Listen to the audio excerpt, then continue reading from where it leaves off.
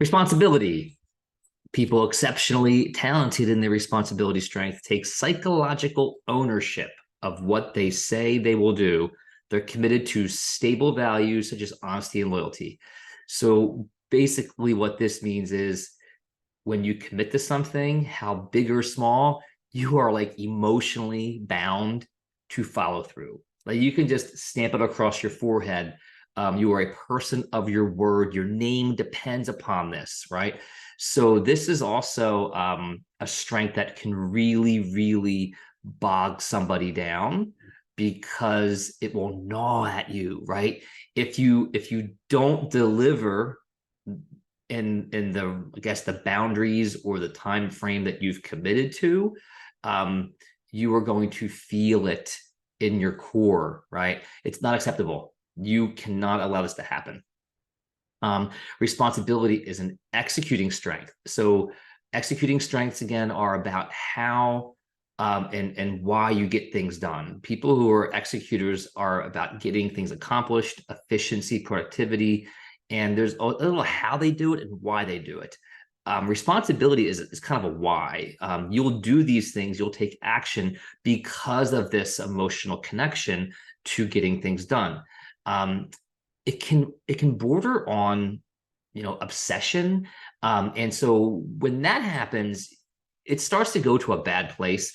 It starts to become a strength of guilt and anxiety. There's a mindset that only I can get it done. If it wasn't for me, it won't be accomplished or finished the right way.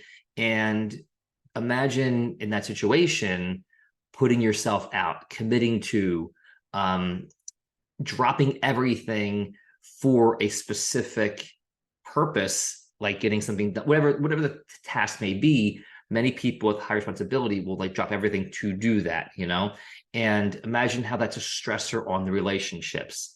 If you are someone who is high responsibility and you are putting other things like getting these things done before the relationship or the connections with your family or friends, there's going to be a sense of, oh, that's more important than me.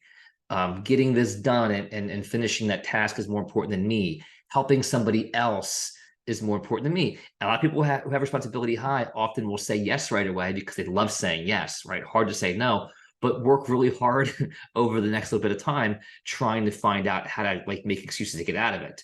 And that is then a burden on yourself because once you've committed, you have to follow through with that, which is great. We need people who are responsible out there, right? They're dependable, they're loyal, they're honest.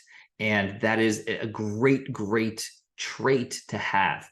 But as you grow in your responsibility, you need to become a little bit more choosy in how you and who you say yes to. So it becomes a strength of guilt and into a strength of gift. Who you're going to gift your time, your energy, and your heart to.